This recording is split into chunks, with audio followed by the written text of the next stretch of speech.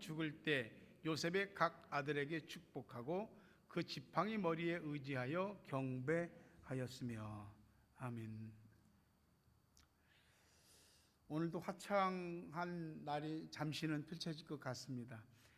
하나님께서 주시는 시간들 속에 여러 가지 많은 계절의 변화가 있고 우리의 주변의 환경의 변화가 있고 내 몸과 내 심령의 변화가 있지만 하나님은 언제나 변함없이 나를 기억하시고 생각하시고 나를 돌보시고 사랑하시고 때를 따라 복을 주시는 분인 줄 믿으시기를 주의 이름으로 축원합니다. 인사하십시다. 시작. 사랑합니다. 축복합니다. 그 학교에서 이제 유치원에서 애들이 그림을 그리는데 엄마 얼굴을 그리는 그림을 그린 거예요. 근데 한 애가 그린 그림이 좀 독특해요. 애들이 그리는 그림은 단순한데 그 단순함 속엔 또 뜻이 있습니다. 애가 엄마를 그렸는데 입이 유난히 커. 엄마 입을 유난히 크게 그렸어. 그래서 그 선생님이 이제 다 애들 평가하면서 왜 엄마 입이 이렇게 크지요? 그랬더니 우리 엄마는 맨날 잔소리, 나한테 화내는 소리. 그러니까 우리 엄마 입이 자기한테 제일 크게 보인대. 애들은 자기가 그 눈에 보이고 그냥 생각이 드는 대로 말하고 그리는 경향이 있잖아요. 만약에 여러분의 자녀들이 여러분을 그리라고 한다면 어떻게 그릴까요? 우리 엄마는, 우리 아빠는 어떤 모습일까? 사람마다 다 자기를 상징하는 그 어떤 모습들이 있지 않겠습니까? 믿음의 사람들도 다르지 않아요. 아브라함, 이삭, 야곱 보면 자신의 일생에 있어서 그들을 설명해 주는 단어들이 있습니다. 아브라함 하면 뭐? 믿음. 이삭 하면 우물. 야곱 하면 뭐가? 지팡이입니다. 지팡이. 여기 우리 집사님이 답을 안 틀어줘 갖고 여러분이 답을 빨리 못 맞춘 거예요. 야곱하면 지팡이입니다. 왜냐하면 형을 피해서 그 외갓집이 있는 하란으로 도망갈 때도 지팡이 하나 들고 도망갔거든요.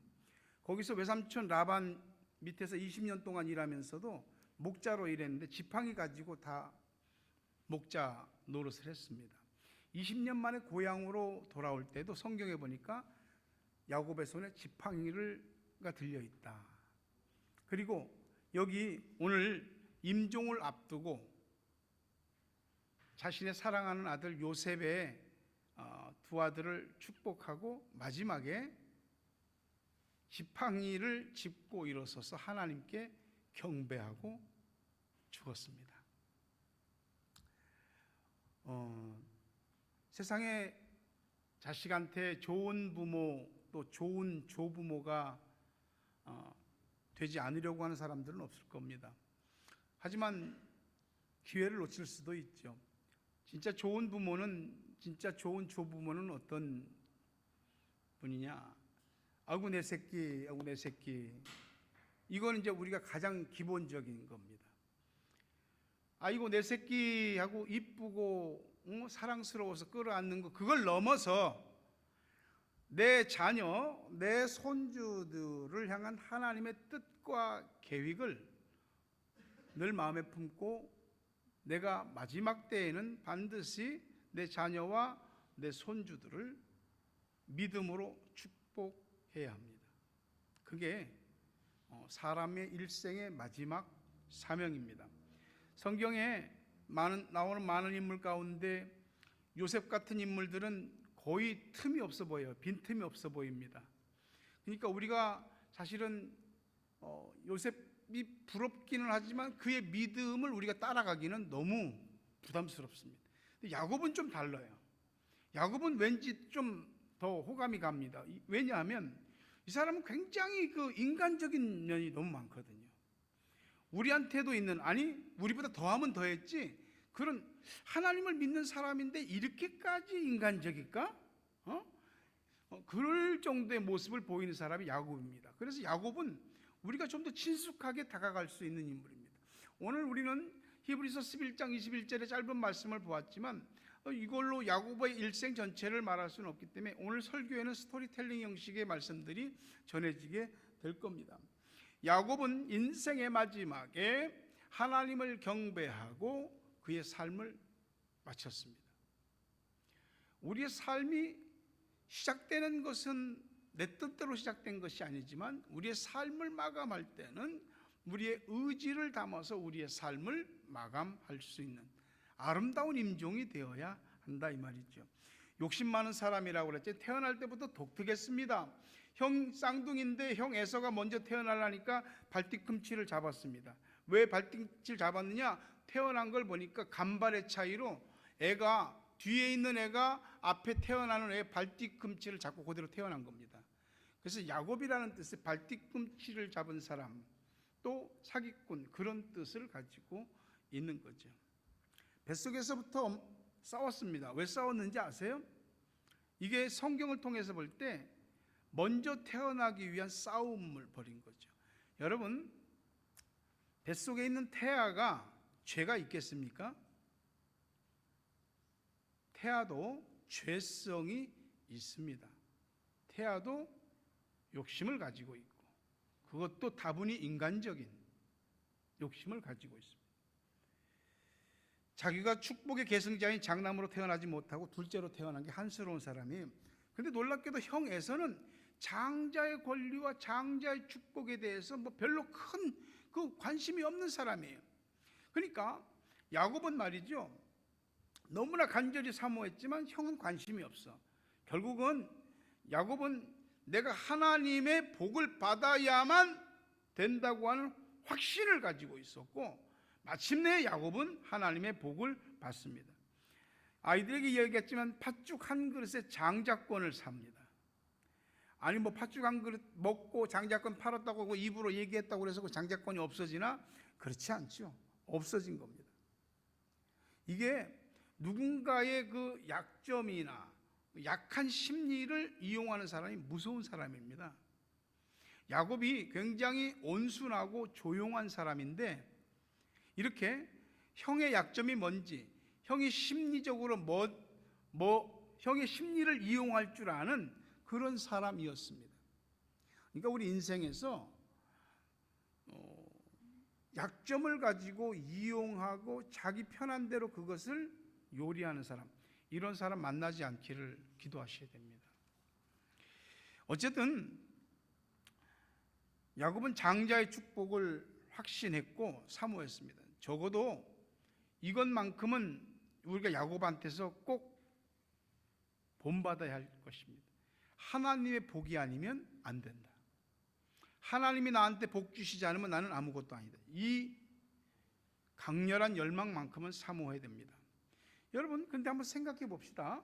지난 시간에도 봤지만은 하나님은 형 에서가 아닌 야곱을 택하셨다고 그랬습니다. 그러면 가만히 있어도 야곱이 하나님의 복을 받을 거 아닙니까? 근데 뭐 한다고 이렇게 생쇼를 하면서 그냥 머리를 쓰고 난리를 피웁니까? 사람은요, 하나님의 뜻을 알고도 자기 욕심을 부립니다. 하나님의 시간과 나의 시간이 맞지 않는 것 같으면, 나는 마음이 급한데 하나님은 느긋하신 것 같으면 내가 막 내 복을, 하나님의 복을 미리 내가 챙겨버리려고 하는 겁니다. 그 욕심을 부리는 과정에서 그 욕심으로 하나님의 복을 가로채려고 했던 그 과정을 통해서 야곱은 인생에서 큰 아픔과 어려움들을 많이 겪게 되죠. 대가는 치러야죠. 인간적인 방법을 쓰면. 야곱은 마침내 이제 눈이 거의 눈먼 사람과 같이 되어서 앞이 안 보이는 이삭이 마지막으로 축복하려고 하니까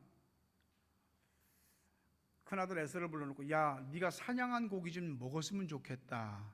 그거 내가 먹고 마음껏 축복하마 했더니 에서가 사냥하러 간 사이 어머니 리브가하고 야곱이 공모해서 눈먼 아버지 이삭을 속여서 장자의 축복권을 가로챕니다. 어머니가 이삭이 뭐 좋아하는지, 아내니까 음식을 잘 알거든요. 염소 새끼를 잡아갖고 얼른 음식을 맛있게 만들고 그 털로, 야곱은 본래 털이 많은 사람이고 에서는 털이 많은 사람이고 야곱은 조금 이게 매끈매끈한 그런 사람이라고 성경이 말하고 있습니다. 그러니 그 죽인 염소 새끼의 털을 가지고 이렇게 다 분장을 하고 에서의 옷을 입고 이삭 앞에 축복받으러 가고, 결국은 여러 과정이 있지만 축복을 받아냅니다. 하나님의 복을 사람이 공모하고 사기를 쳐서 받았다라고 할 때 어차피 주실 건데 하나님 왜 이렇게 복잡하게 하지? 기다려야 합니다. 그런데 사람 못 기다리거든요. 아버지를 속여 장자의 축복권을 가로챘던 야곱은 자기도 똑같은 대가를 치르게 됩니다. 야곱 자기 아들들이 나중에 그 사랑하는 아들 요셉을 노예 상인들한테 팔아버리고 요셉의 옷에다가 그 짐승 피를 묻혀갖고 말이지, 아버지, 요셉이 들짐승들한테 잡아먹혔습니다. 아들들한테 그대로 당하게 됩니다. 죄는 죄를 낳고 거짓은 거짓을 낳고 내가 한 일은 또 내 생애에서 나에게 되돌림을 받게 됩니다. 결국 야곱은 도망하게 되죠. 형 에서가 일을 가르니까 아버지만 돌아가시면 너는 반드시 내 손으로 죽인다. 칼을 벼리고 있으니 도망가는 겁니다. 도망가다가 루스 베델이라고 하는 곳입니다. 베델은 하나님의 집이라는 뜻이거든요. 그 루스에서 길에서 노숙하면서 돌베개를 하고 잤습니다. 거기서 하나님을 만납니다. 창세기 28장 12절 15절 볼게요. 한번 잘 보십시오. 꿈에 본즉 사닥다리가 땅 위에 서 있는데 그 꼭대기가 하늘에 닿았고, 또 본즉 하나님의 사자들이 그 위에서 오르락 내리락 하고, 또 본즉 여호와께서 그 위에 서서 이르시되 나는 여호와니 너의 조부 아브라함의 하나님이요 이삭의 하나님이라. 내가 누워있는 땅을 내가 너와 네 자손에게 주리니 네 자손이 땅의 티끌같이 되어 내가 서쪽과 동쪽과 북쪽과 남쪽으로 퍼져나갈지며 땅의 모든 족속이 너와 네 자손으로 말미암아 복을 받으리라. 내가 너와 함께 있어 내가 어디로 가든지 너를 지키며 너를 이끌어 이 땅으로 돌아오게 할지라. 내가 네게 허락한 것을 다 이루기까지 너를 떠나지 아니하리라. 지금 도망하는 길인데 그 루스라고 하는 곳에서 노숙하고 있는데 놀랍게도 하나님을 본 겁니다. 이게 사닥다리가 꿈에 보니까 땅과 하늘이 연결되어 있는데 사닥다리 위에 천사들이 오르락 내리락 하고, 그 사닥다리 끝에 보니까 하나님이 계시는 거예요. 그분이 말씀하는데 나는 너의 할아버지 아브라함의 하나님, 너의 아비 이삭의 하나님이다. 내가 너를 복주겠다. 이게 도망자 신세로 쫓기는 상황에서 받은 놀라운 약속입니다. 처음 하나님을 만난 곳이 이 베델입니다. 야곱은 믿는 집안에서 태어나 자랐지만 그는 하나님을 몰랐습니다. 그가 아는 하나님은 그저 할아버지 아브라함, 아버지 이삭이 믿는 하나님, 그저 귀동냥으로 얻어들은 하나님, 그 정도입니다. 자기 하나님은 아닌 거예요. 모태신앙으로 또 예수를 믿은 지 몇 년 되었다, 그런 믿는 사람의 집안 자녀들도 이런 경우가 많습니다. 목사님 자녀들도, 장로님 자녀들도, 권사님, 집사님 자녀들도 다, 부모들은 윗세대, 조부모, 증조부는 다 믿음이 있는데 그 후손대에서 믿음이 없는 경우가 있어요. 그냥 믿는 집안에서 태어난 거지. 하나님을 믿는다면 누구든지 반드시 하나님을 만나야 됩니다. 거기에는 이유가 없습니다. 왜냐하면 하나님을 만나야 비로소 나의 하나님이 되기 때문입니다. 야곱은 비로소 여기 베델이라고 하는 곳에서 하나님을 만나면서 자기 신앙이라는 것이 생기게 됐습니다. 결국은 20년 동안 외삼촌 라반의 집에서 고생했지만 거기서 가정을 이루고 큰 부자가 됐습니다. 하나님이 복 주셨지요. 내가 너와 함께 있어. 내가 어디로 가든지 너를 복 주고, 하나님의 복으로 부자가 됐습니다.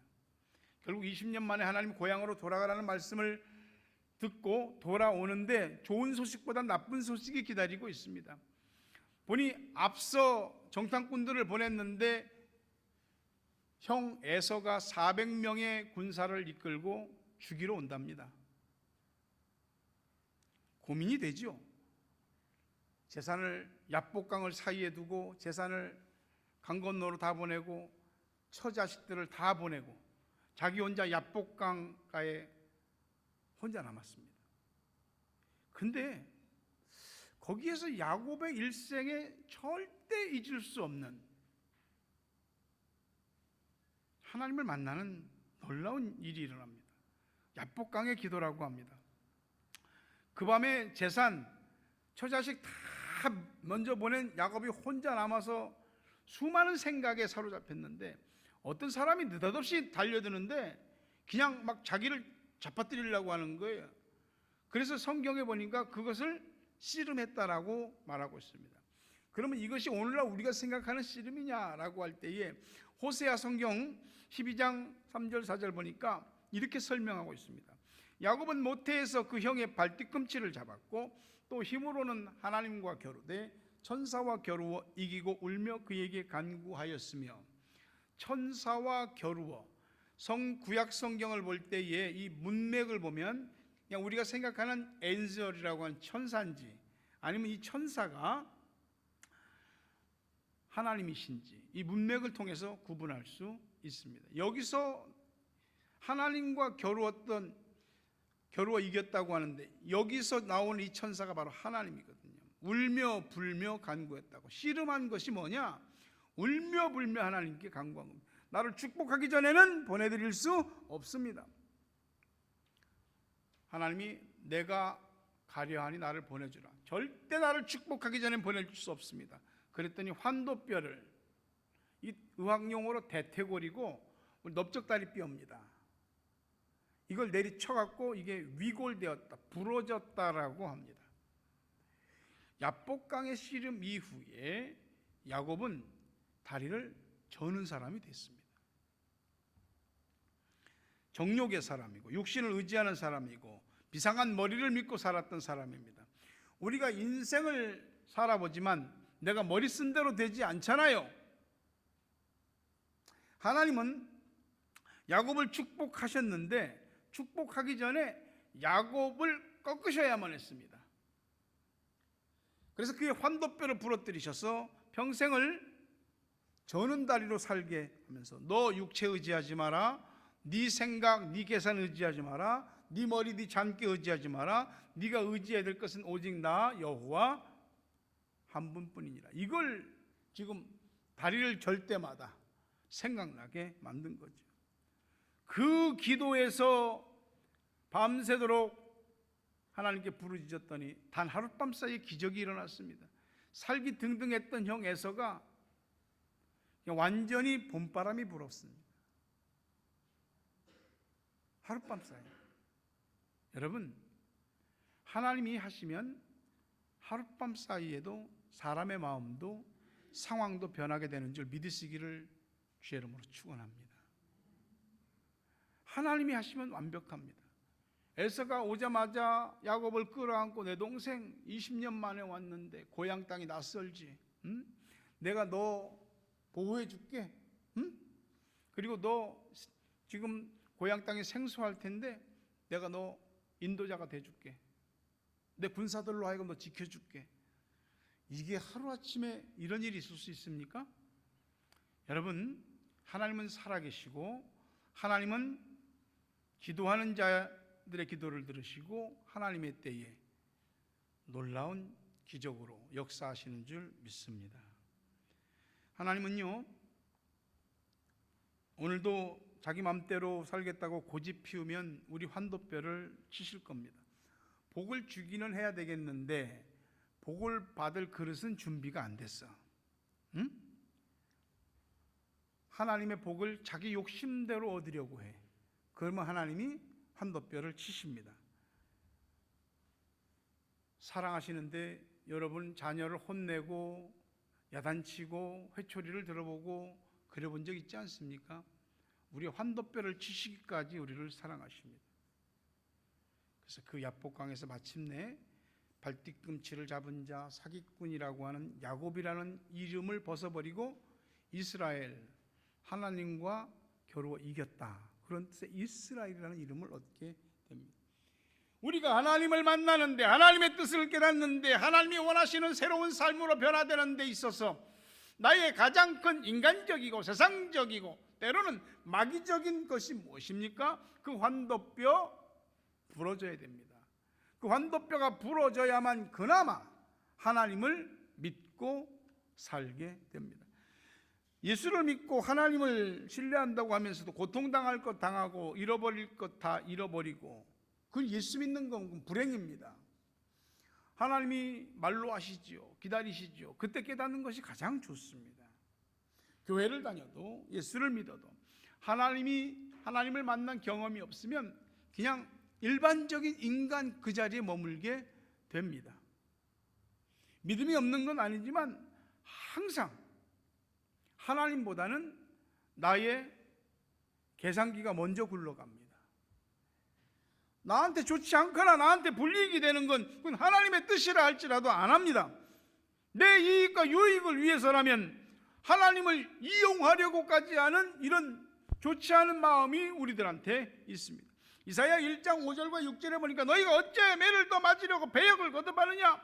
온 머리는 병들었고 온 마음은 피곤하였으며 발바닥에서 머리까지 성한 곳이 없이 상한 것과 터진 것과 새로 맞은 흔적뿐이거늘 그것을 짜며 싸매며 기름으로 부드럽게 함을 받지 못하였도다. 하나님께서 깨닫지 못하면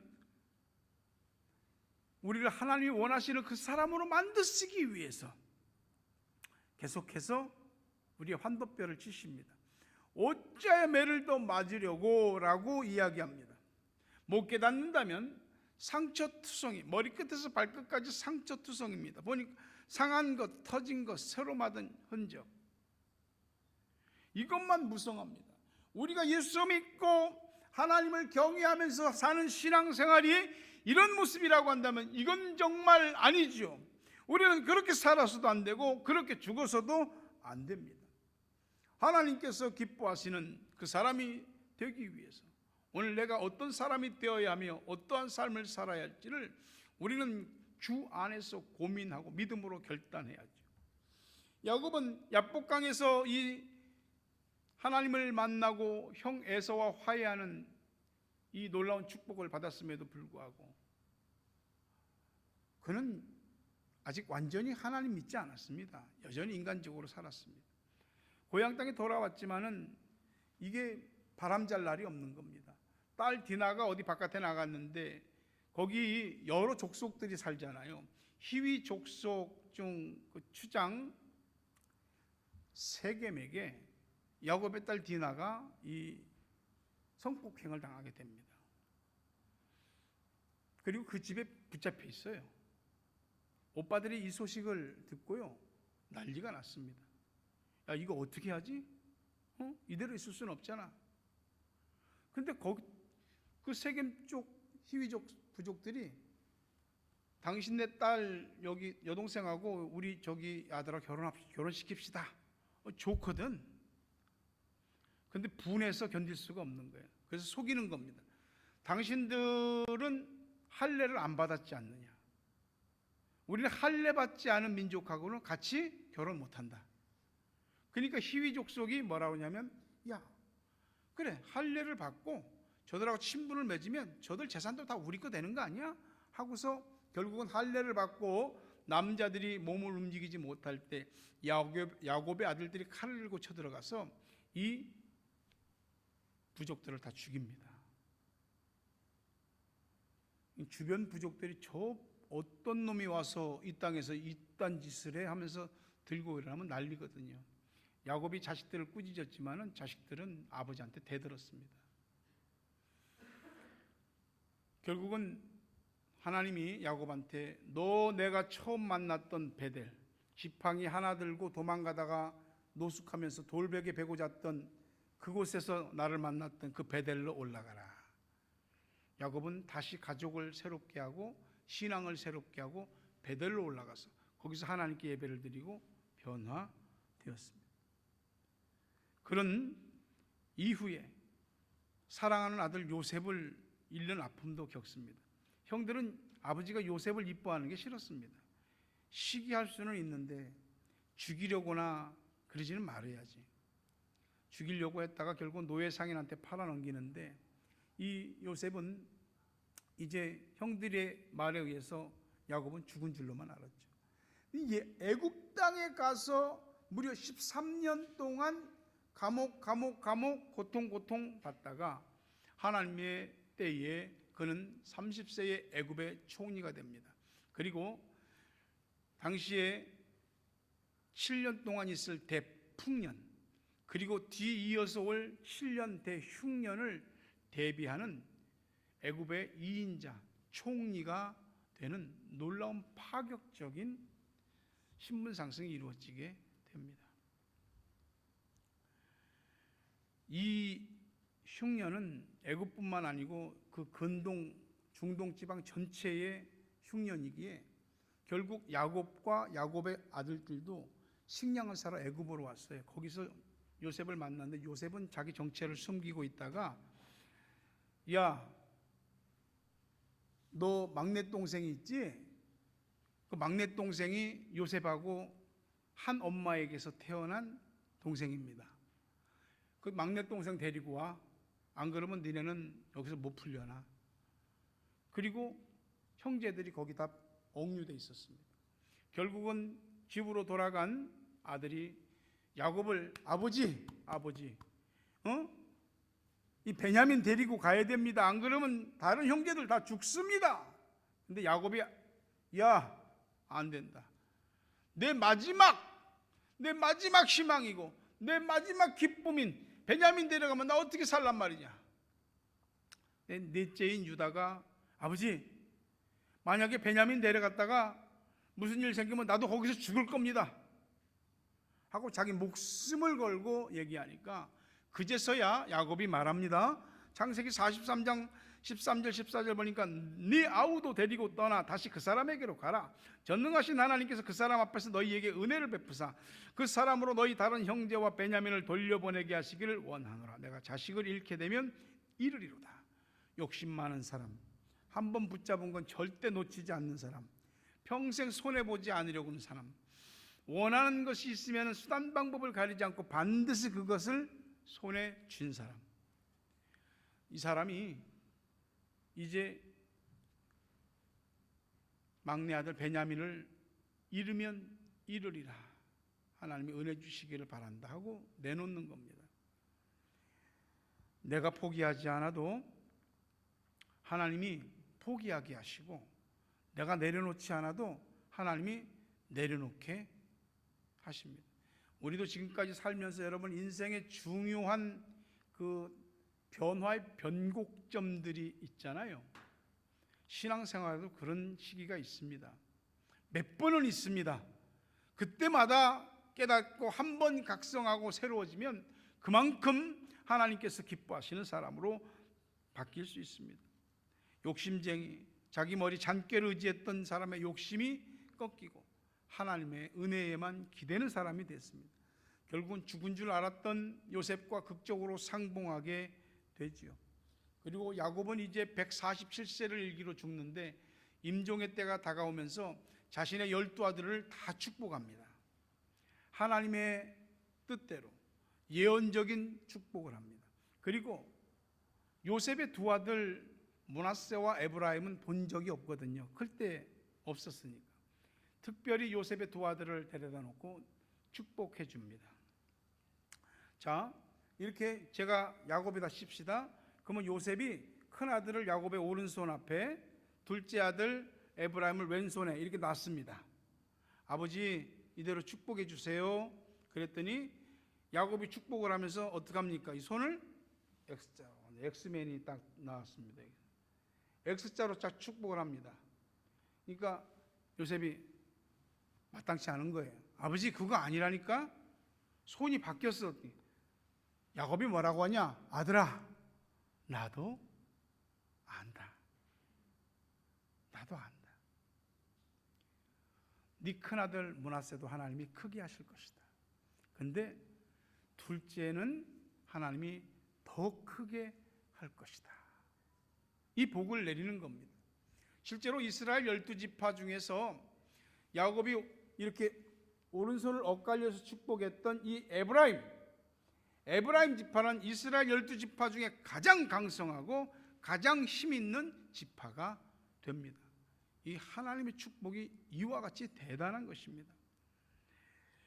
히브리서 11장 21절에 믿음으로 야곱은 죽을 때 요셉의 가가들에게 축복하고 그 지팡이 머리에 의지하며 경배하였습니다. 야곱에게 요셉은 너무 사랑스러운 아들이잖아요. 그 아들이 죽었다가 다시 살아온 것 같은 그 아들이 아버지 그건 아니죠. 이렇게 축복해 주세요. 똑바로.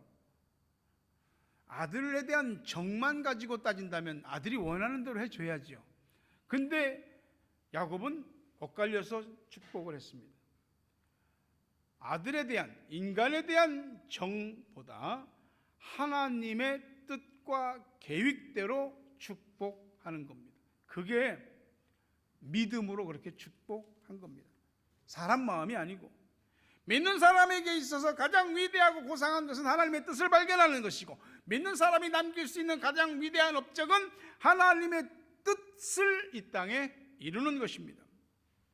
야곱이 147세를 일기로 죽음을 맞이할 때 이 일을 이루었습니다. 우리도 죽을 날이 오지 않겠습니까? 여러분은 어떤 임종이길 원하십니까? 믿는 자의 죽음은 끝이 아니고 또 다른 삶으로의 연장입니다.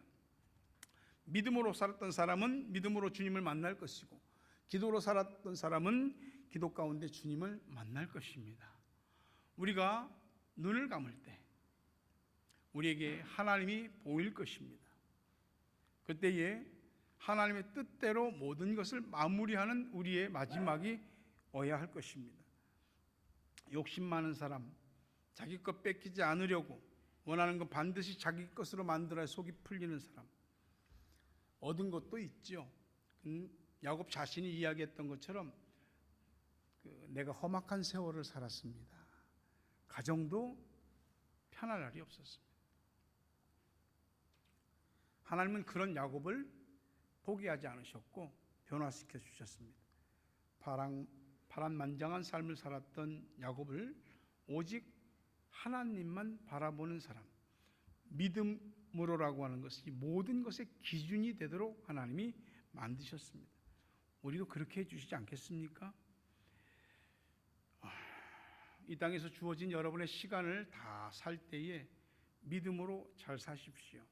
그리고 죽음이 가까울 때는 믿음으로 삶을 정리하고, 믿음으로 자녀와 자손들을 축복하고, 믿음으로 하나님을 경배하며 우리의 삶을 마칠 수 있는 믿음의 사람이 되시기를 주의 이름으로 축원합니다. 우리 다시 죽게 나가네. 우리가 영접했던 그때의 모습을 생각하며 감사로 가득하네. 더 이상 도망가려 하지 않는 모습들을 확신하며 기대로 가득하네.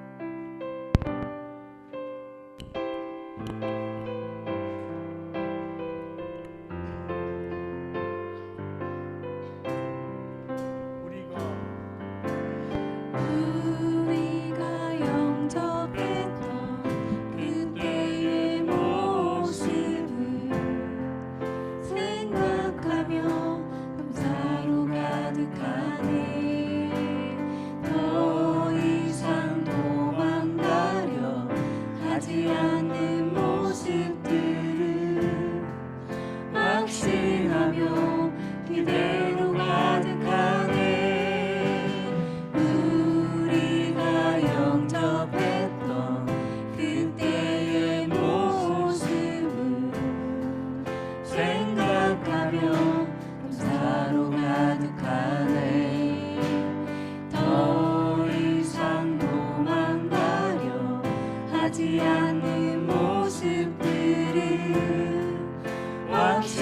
생각하며 기대로 가득하네.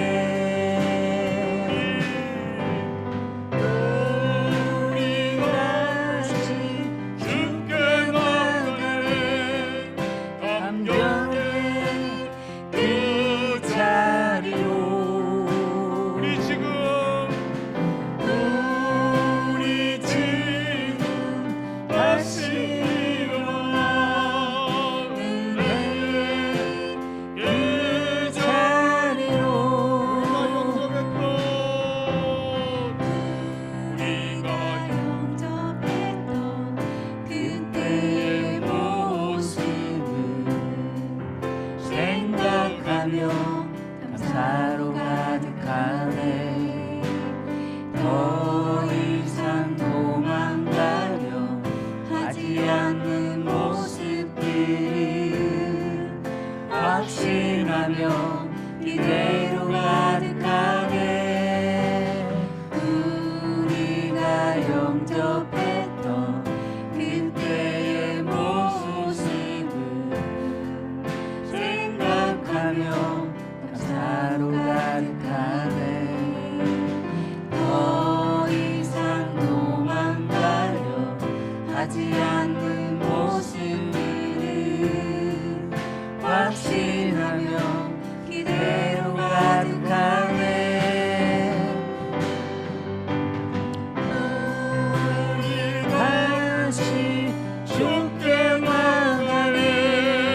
감격의 그 자리로 우리 지금 다시 일어나는데 그 자리로 다시 죽게 나가네. 우리 다시 죽게 나가네. 감격의 그 자리로 우리 지금 다시 일어나는데 그 자리로 우리 다시 죽게 나가네. 우리 다시 죽게 나가네. 감격의 그 자리로 우리 지금 다시 일어나는데 그 자리로 우리 다시 죽게 우리 다시 죽게 나가네.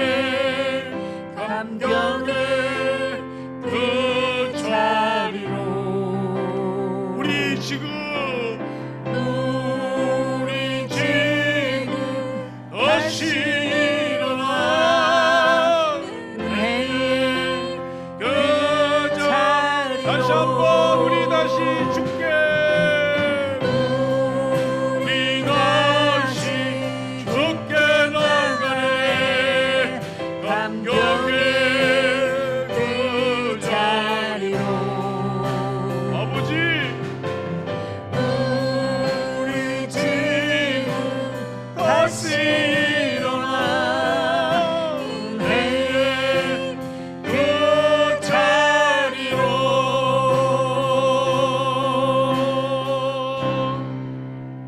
오늘 야곱을 생각하며 기도하십시다. 나에게 야곱과 같은 모습이 있습니다. 그러나 우리의 삶을 통해서 거룩한 모습으로 성화되게 하시고 우리의 삶을 마감할 때는 믿음으로 마감할 수 있게 해달라고 하나님 앞에 기도하시기 바랍니다. 아버지 하나님, 하나님의 뜻이 무엇인지 분별하며 살 수 있도록 우리의 영을 각성시켜 주시옵소서. 사람들이 하는 말, 세상이 돌아가는 것, 물질의 흐름, 이 모든 것이 우리가 분별하는 것의 대부분인 이 속에서 나를 향하신 우리 가정과 자녀와 인생을 향하신 하나님의 뜻을 분별하는 각성하는 은혜가 있게 하여 주옵소서. 우리의 삶이 짧을지라도 우리의 삶이 끝날 무렵에는 하나님의 뜻을 한 점이라도 이룰 수 있는 믿음의 사람이 되게 하여 주시옵소서. 아버지 하나님, 우리 손에 움켜진 것을 풀게 하시고 죽어도 놓지 않으려고 하는 것들을 놓을 수 있게 하여 주시옵소서. 아버지 하나님, 우리가 바라는 것이 이 땅의 것뿐이라면 가장 불쌍한 자이고, 아버지 하나님, 하늘의 하나님을 바라보고 이 땅을 믿음으로라고 하는 기준을 가지고 살게 하여 주시옵소서.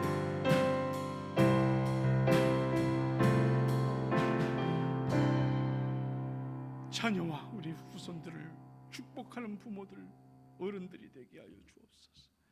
예수 그리스도의 은혜와 하나님 아버지 사랑과 성령님 교통하심, 은혜, 복 주심이 오늘도 믿음으로 살고 믿음으로 변화되고 믿음으로 삶을 주 안에서 마칠 수 있는 그 믿음 갖기 원하는 성도들 머리 위에, 저들의 가정, 자녀, 생업 위에, 고국 땅과 세계 각처에 있는 사랑하는 우리 가족들, 기도의 동역자들 위해 이제부터 영원토록 함께 있을지어다.